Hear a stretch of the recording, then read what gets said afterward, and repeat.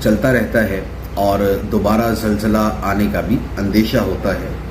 تو جب ایسی کوئی بات ہو کہ جس سے ہلاکت عامہ کا اندیشہ ہے اور جو ایک غضب کی علامت ہے، تو اس وقت ایک دعا پڑھنی چاہیے. وہ میں دعا عرض کر دیتا ہوں.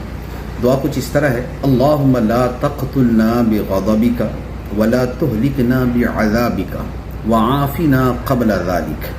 اے اللہ، ہمیں اپنے غضب سے مار نہ دینا اور ہمیں اپنے عذاب سے ہلاک نہ کرنا، اور اس سے پہلے ہمیں عافیت عطا کر دینا.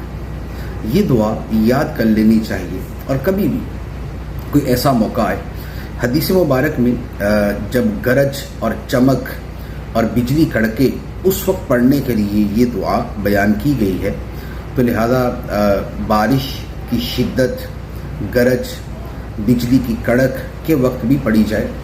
اور اس کے علاوہ جب خوفناک طوفان یا زلزلہ یا زلزلے کے آفٹر شاکس آئیں تو اس وقت بھی اس دعا کو بار بار پڑھنا چاہیے، اللہ کی بارگاہ میں عرض کرنی چاہیے: اللہم لا تقتلنا بغضبک ولا تہلکنا بعذابک وعافنا قبل ذلک. اے اللہ، ہمیں اپنے غضب سے مار نہ دینا اور اپنے عذاب سے ہمیں ہلاک نہ کرنا، اور اس سے پہلے ہمیں عافیت عطا فرما دینا.